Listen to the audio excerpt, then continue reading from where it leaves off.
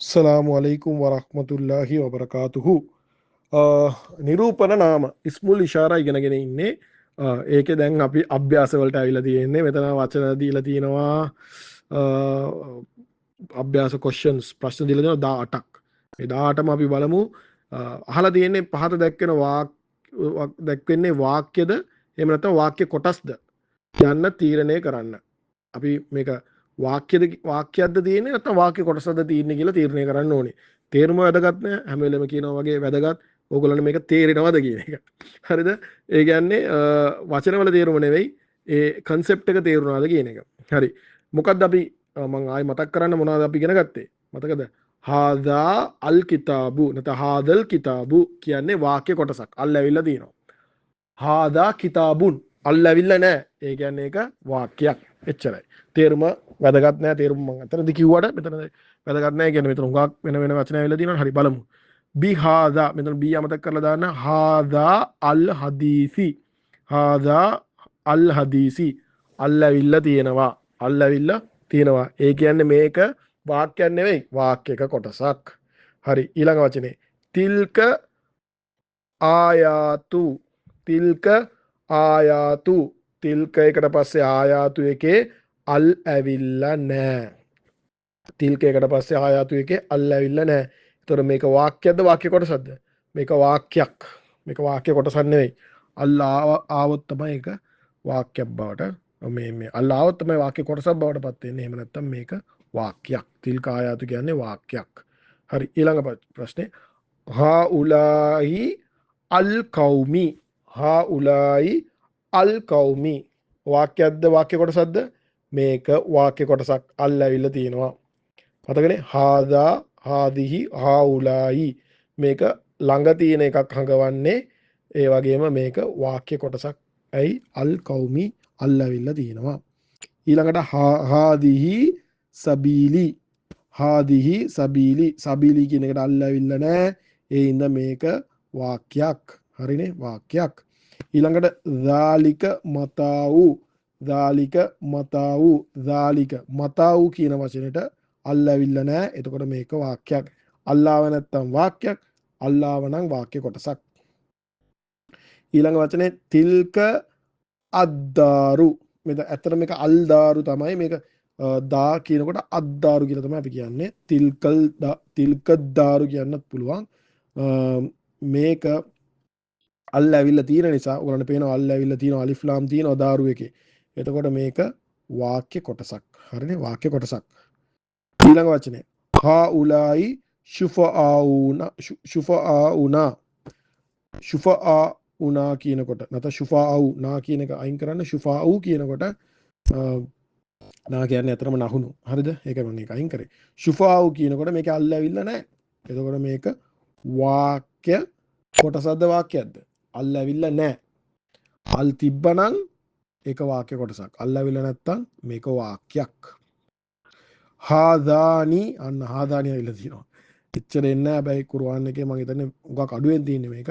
හාදානි khasmani හාදානි khasmani khasmani එකට අල් ඇවිල්ලා නැහැ. අල්ලාවේ නැත්තම් ඒක වාක්‍යයක්. අල්ලාවොත් වාක්‍ය කොටසක්. හරිද? අල්ලාවොත් මතක තියාගන්න මේම අල් ආවම කොටසක් ඇඩ් වෙනවා. ඒ හින්දා ඒක වාක්‍ය කොටසක්. හරිද? අල්ලා ආවේ නැත්තම් කොටසක් අයින් වෙලා ඒ කියන්නේ වාක්‍යයක් වෙලා තියෙන්නේ. එහෙම නිකන් මතක තියාගන්න කිව්වේ. ඔයගලන්ට කැමති විදිහට ඔයගලන් හිතන විදිහට මතක තියාගන්න. ප්‍රශ්නයක් නැහැ. කොහොම හරි අල්ලාව නම් ඒක වාක්‍යයක කොටසක්. උලායික අස්හාබු උලායික අස්හාබු අස්හාබු එකේ අල් ඇවිල්ලා නැහැ. එතකොට උලායිකයි අස්හාබුයි කියන එක එකතු කරාම ඒක වාක්‍යයක්. ඒකේ තේරුම වාක්‍යයක් විදිහට තමයි එන්නේ. වාක්‍ය කොටසක් නෙවෙයි. ඊළඟට 10 හාදා මේ වාක්‍යයන් අපි දන්නවනේ ඇන් කියන එක සහ කියන එක අයින් කරන්න. හාදා අන්නබියු අන්නබි අල් ඇවිල්ලා තියෙනවා. එතකොට මේක වාක්‍ය කොටසක්. අල් ඇවිල්ලා තියෙන වාක්‍ය කොටසක්. හාදා රබ්බී හාදා රබ්බී රබ්බී එකේ අල් ඇවිල්ලා නැහැ. ඒ කියන්නේ මේක වාක්‍යයක්. හාදා රබ්බී කියන්නේ වාක්‍යයක්. ඉන්න හාදා අල් කුර්ආන හාදා අල් කුර්ආන කුර්ආන එකට අල් ඇවිල්ලා තියෙනවා. හාදාකට පස්සේ තියෙන්නේ. එතකොට මේක වාක්‍ය කොටසක්. 13 මේක හරිම ලේසි වගේ ඉක්මනට කරගෙන යන්න පුළුවන්. ඒකෝත් මේක හරිම ලේසි වාක්‍යයක්ද වාක්‍ය කොටසක්ද කියලා හොයාගන්න. හාදා අල් කුර්ආනි ආයේ වගේ මේකක් තමයි තියෙන්නේ.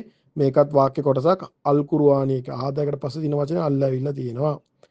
ඊළඟ වචනේ හාදා අදුවුන් බලන අදුවුන් කියනකොට එතන අල් ඇවිල්ලා නැහැ. එතකොට ඒක මොකද්ද? ඒක වාක්‍යයක්. වාක්‍ය කොටසක් නෙමෙයි. වාක්‍යයක්. හාදා තමයි හුඟක් කුර්ආන් එකේ තියෙන්නේ. හැම වචනයකට වඩා මම හිතන්නේ අනිත් වචනවත් එක්ක බලනකොට හාදා තමයි හුඟක්ම තියෙන්නේ. ඉතින් හාදා මතක තියාගන්නම හොද්දටම ඇති. තිල්ක ඇවිල්ලා තියෙනවා දැන්. තිල්ක මින් අන්බායිල් ගයිබි. තිල්ක මින් හරිද? එතකොට මෙතන අල් එකක් පේන්නේ නැහැ. එතකොට මේක අනිවාර්යයෙන්ම වාක්‍යයක්. වාක්‍ය කොටසක් නෙවෙයි. අල් ඇවිල්ලා නැති ඉඳ මේක වාක්‍යයක්. හරි ඊළඟ වචනේ හාදිහි අෂ්ෂජරත. හාදිහි අෂ්ෂජරත. මේක අපිට හාදිහි ෂජරත කියලා කියන්නත් පුළුවන් එකතු කරලා. එතකොට මේක හාදිහි එකට පස්සේ සජරත එකේ අල් ඇවිල්ලා තියෙනවා. සජරත එකේ අල් ඇවිල්ලා තියෙනවා. ඒ කියන්නේ ඒක වාක්‍ය කොටසක්. වාක්‍ය කොටසක්. හාදිහි කියන්නේ මේ කියන එක ගැහණු. සජරති කියන්නේ ගැහණු. මතකද අර තා ආවම අපි කිව්ව ගැහණු කියලා. ඒක තමයි හාදිහි ඇවිල්ලා තියෙන්නේ. ෂජර කියන්නේ ගහට. හරිද? මේ ගස කියන එක තමයි මේකේ තේරුම. හරිද? මේ ගස. මේ අල්ලාහ් සුබ්හානහු තාලා කියනවානේ ආදම අලයිහිස්සලාන්ට හාදිහි සජරති. මේ ගහ ගාවට යන්න එපා කියලා. අන්න ඒ කියන්නේ ගහ ගාවටම ගෙනිහිල්ලා ගහ පෙන්නලා තමයි කියලා තියෙන්නේ. මේ ගහ ගාවට යන්න එපා හාදිහි සජරත. මට මතකයි ලා තක්රබු වෙන්න ඕනේ. ළඟටවත් යන්න එපා. මේ ගහ ලා තක්රබු හාදිහි සජරත වෙන්න ඕනේ කුර්ආන ආයත එක. මේ ගහ ගාවටත් යන්න එපා. ආදම අලයිහිස්සලාන්ට එච්චර ස්වර්ගේ කෝටි ගණන් ගස් තියෙනවා. ඒ ඔක්කොම ගස් වලින් එක ගහක් පෙන්නලා කිව්වා මේ ගහ ගාවට යන්න එපා කියලා. හරිද? හරි බලමු දවසකට ඉන්ෂාල්ලා ඒ කුර්ආන් එකේ ආයතේ බලනකොට ඒවල තේරුම් බලමු කොච්චරම මේ ඒක මාර්ම ඉන්ටරෙස්ටිං ඒ ස්ටෝරීස් ඒ වගේම ඒකේ බොහොම වැදගත් උපදේශ තියෙනවා අපිට ඉගෙන ගන්න අපේ ජීවිතේට ගන්න. හරි. හාදිහි මින් ඉන්දික මෙතනත් හාදිහි තියෙනවා. ඊට පස්සේ අල්ලවිල්ල නැහැ මින් ඉන්දික කියලා තමයි තියෙන්නේ. එතකොට මේකත් වාක්‍යයක් වචනයක් මේ වාක්‍ය කොටසක් නෙමෙයි ඒක වාක්‍යයක්. හරි අන්තිම වචනේ හාදිහි නාකතුල්ලාහි. හාදිහි නාකතුල්ලාහි. හාදිහි ඇවිල්ලා තිනවා නාකතු එකේ අල් නැහැ. අල් ඇවිල්ලා නැහැ. එතකොට මේකත් වාක්‍යයක්. මේක වාක්‍ය කොටසක් නෙමෙයි. අල්ලාවන වාක්‍ය කොටසක්. එතන අල් නැති ඉඳ මේකත් වාක්‍යයක්. හරිම ලේසි පාඩමක්. හරිම ලේසි. හරිම පුංචිම දෙයක් තමයි ඔයගොල්ලන්ට බලන්න තියෙන්නේ. මේකේ අල් තියනවද නැද්ද ඊළඟ වචනේ. අල් තිබ්බනම් වාක්‍යයක කොටසක්. අල් නැත්තම් ඒක වාක්‍යයක්. එච්චරයි. අපි ඉන්ෂාල්ලා තේරුම බලනකොට අපි බලමු කොහොමද ඒක වාක්‍යයක් විදිහට පරිවර්තනය කරන්නේ වාක්‍ය කොටසක් විදිහට පරිවර්තනය කරන්නේ කියලා. දැනට ඕගොල්ලන්ට මේකේ වාක්‍යයක්ද වාක්‍ය කොටසක්ද කියලා තේරුම් ගන්න පුළුවන් නම් ඒක හොඳටම ඇති. මේ දැනට අපි ඉස්සරහට ඉන්ෂාල්ලා කුර්ආන් එක බලනකොට කුර්ආන් එකේ තියෙන දේවල් පරිවර්තනය කරලා ඒක අපේ ජීවිතයටත් අරගෙන මුළු උම්මතේටම කියලා දෙන්න වාග්ය අල්ලාහ් සුබ්හානහු තාලා එයාට මට මුළු උම්මතේට මේ වාග්ය ලබා දෙන්න ඕනේ. සුබ්හානල්ලාහ් වබිහම්දි සුබ්හානකල්ලාහ් වබිහම්දික අෂ්හදු අල්ලා ඉලාහා ඉල්ලා අන්ත අස්තග්ෆිරුක ව අතූබු ඉලයික්.